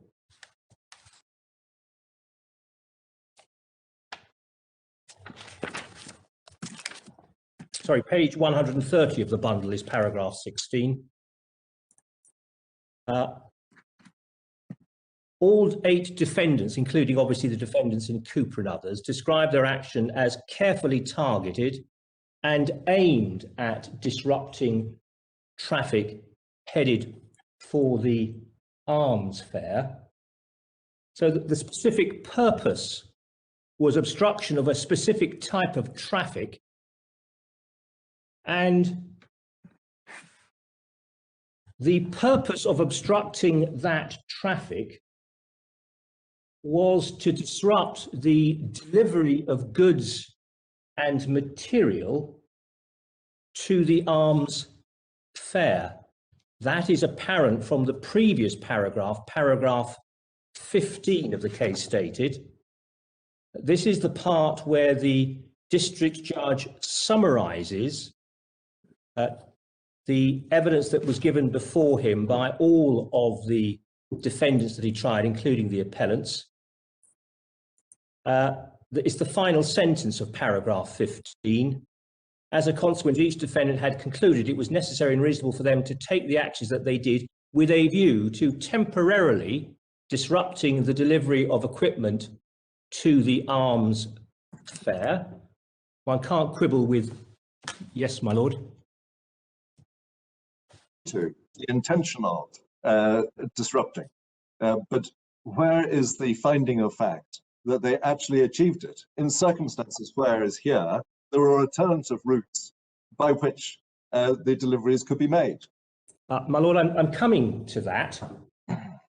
because in fact that particular fact, it's been said that there was no evidence of deliveries being made along that road to the Arms Fair. In fact, although again I accept that the case stated is not as clear as it might otherwise be, if one turns to paragraph 10 of the case stated, which is at page 128, and paragraph 10, if one turns back to 127, it is part of what the district judge described as the agreed facts in this case. Paragraph 10 refers to the evidence of the one police officer who gave evidence in relation to the particular obstruction by the appellants. And one can see 5 lines into the paragraph. Now, this was the evidence of the officers. Other protesters had been allowed to walk slowly in front of vehicles destined for XL. And this is a point that the respondent makes in its written case, and is indeed consistent with the finding of fact that the appellants carefully targeted, that is, chose this particular road. There is a compelling inference that the appellants would not have chosen, particularly with a planned obstruction, that the appellants would not have chosen a road along which there was little or no traffic driving to the XL centre, because as the case makes clear, the purpose of the obstruction, as far as the appellants were concerned, was to draw attention to that which it was that they were protesting about. And you don't draw very much attention if you lie down in a road that isn't being used to take goods and material to the XL centre. But did the prosecution lead any evidence that there was a single lorry on that road that was disrupted? There is the way in which the district judge dealt with it, my lord, and as I say, I do accept that the case stated is not clear. Well, my question is a little bit anterior to that, and that is, did the prosecution lead any such evidence? Lord, I'm not, I'm afraid, in a position to answer my lord's question. Like Mr. Blaxland, I only became involved in the case once the case had been stated for the opinion of the High Court. So it's a question that I'm afraid I cannot answer. And in any event, I have to accept, because this is an appeal by way of case stated, that I am confined in my submissions to that which appears within the 4 corners of the case as stated. And even if the prosecution did adduce evidence of traffic to the XL centre being disrupted, if it's not in the case stated, I can't refer to it. My argument is that it's implicit, because the district judge in the case stated did, on 2 occasions, make reference to evidence of traffic going to the XL centre, but in the context of referring to traffic that was going along the particular road, but that led to the XL centre, but may not, in fact, have been delivering material to the XL centre. If one turns, for example, to paragraph 16,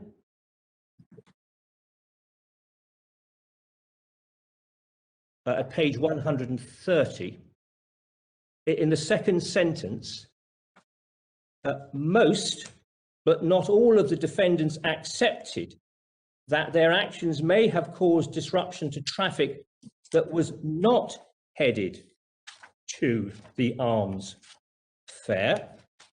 So there is that reference to traffic going along the very road, but not intending to go to the arms fair. And the second reference is at paragraph 38D of the case at page 140, where the district judge says, "I did hear some evidence that the road in question may have been used at the time by vehicles other than those heading to the arms fair, but that evidence was speculative and was not particularly clear or compelling." Again, my lord is muted. And what would you say about that as to the criminal standard of proof, both of those? Well, of course, the offence does not require a proof that vehicles were actually obstructed. No, I'm not thinking about the offence. I'm thinking about the proportionality. So that when you are establishing facts to be taken into account in the exercise of proportionality, that is to the criminal standard. And so in relation to those two aspects, what do you say about the criminal standard of proof? Well, I can say no more, my lord, than submit that from the case, imperfect though it is, that is before this court, there is an inference that can be drawn that there had been traffic heading to the arms fair on that road, which would inevitably have been obstructed by the activities of the appellants. One, because we know from paragraph 4 that there was traffic along that road that morning that was heading to the arms fair, because we know that the police were permitting protesters, obviously protesters other than the 4 appellants, to walk slowly in front of those vehicles until those vehicles arrived at the gates of the centre. Second, I rely upon an inference that can be drawn from the finding that the appellants had carefully targeted this particular road on which they lay down. Otherwise, they wouldn't have carefully targeted at all. As I've said, if they were lying down on a road that wasn't being used to transport equipment to the arms fair. And third, there clearly was some evidence call that the district judge considered about traffic that was not perhaps heading to the arms fair. And I would suggest, or I would submit, that the reason he gave no specific reference, in one sense, it is rather odd that in 2 places in the case stated, the district judge actually refers to traffic going along the road but not headed to the arms fair, which it is accepted it was not the purpose of the appellants to disrupt traffic not headed to the arms fair. It is a little odd that the district judge deals with that evidence, such as it was, but makes no reference at all, apart from what we see in paragraph 4, to traffic using the road going to the arms fair. So, my lords, I put it at that the inferences can be, or the inference can be drawn from the case that traffic headed to the arms fair was in fact obstructed as intended by the appellants. I further rely, as far as the factual findings in the case are concerned, on what must again be the clear inference that this particular activity, the one that the appellants chose as their protest, had not been notified in advance to the police. I make that submission based upon paragraph 37 of the case at page 140. And just for context, paragraph 37 is part of the district judge's analysis and decision in both of the cases before him. We see that heading at page 139. Then at page 136, he refers specifically to one authority that had been put before him in submissions, but it's obvious he was referring to a part of that authority to which his attention, it would appear, had not been drawn during the course of these submissions. And then over on page 37, he says, it seems to me incontrovertible that this must be authority for the proposition that in certain circumstances an unauthorized demonstration that constitutes a prima facie obstruction of the highway will still be reasonable and thus not constitute an offence. And again, I submit that the inference can be drawn from that the police had been given no prior notification of the particular activity that the appellants engaged in. I don't suggest, may I make it plain, that the appellants were under any legal duty to give the police any form of notice of what they intended to do, but the lack of notice is clearly relevant to an assessment of the proportionality of the interference with the appellant's convention rights. And I make it particularly because, as the court will have noted, one of the themes of my learned friend's submissions on proportionality is a criticism of the police reaction. We see that in particular from paragraphs 89 and 90, page 46 of the bundle. It's the appellant's statement of case. They summarize, starting at paragraph 86 on page 45, 6 consolidated, as they describe them, points or submissions that they make. Number 6 of which we can see on page 46 is the lack of tolerance shown by the police to the protest, and that is expanded upon at the bottom of the page, beginning in paragraph 89 and over the page.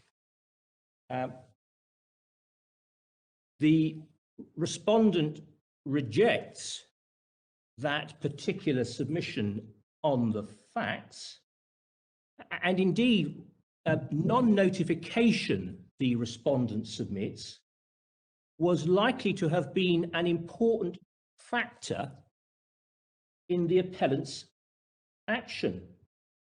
The appellant's submission is that the police are to be criticised for not diverting traffic, for example, to an alternative route or routes.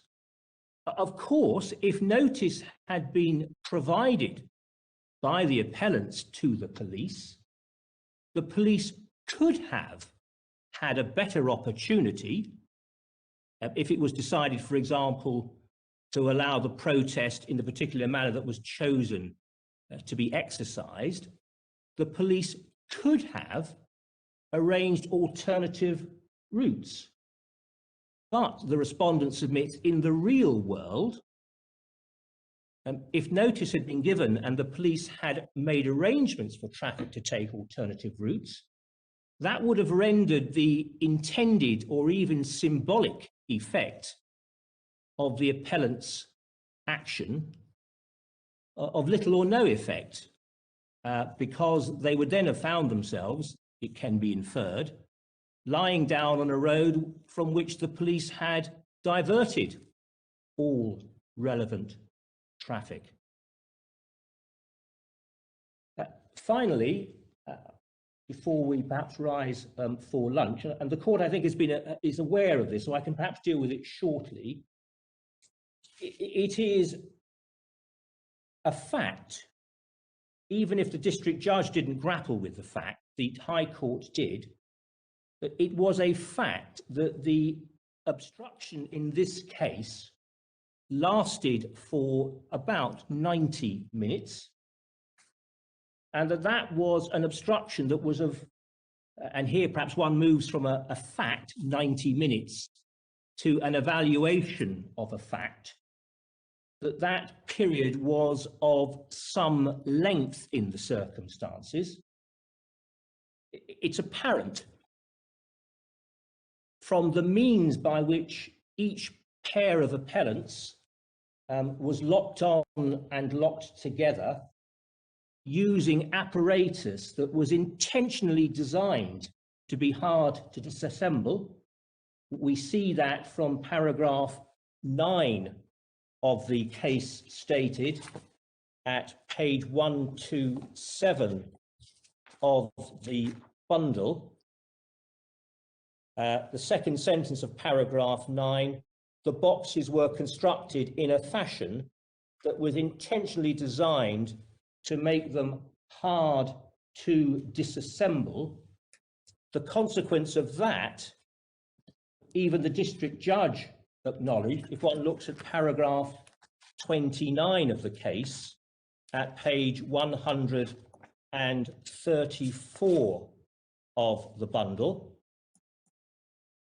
But one can see at paragraph 29 that it was accepted for the purposes of the trial before him that the appellants could have cooperated in releasing themselves from the boxes, no doubt on the basis that as they'd been able to lock themselves together, if they'd so wished to cooperate with the police, they could have unlocked themselves. They were asked so to do, they clearly refused, and that necessitated the fairly lengthy process of disassembling the boxes. And this is significant, the respondent submits, to the assessment of proportionality. It can be inferred that the appellants were aware, as proved to be the case, that there would be a delay in removing them from the highway, because what we do know, and I'm looking here at the statement of facts and issues at paragraph 4, which is at page 15 of the bundle. Paragraph 4 of the statement of facts at page 15. I can just bring it up.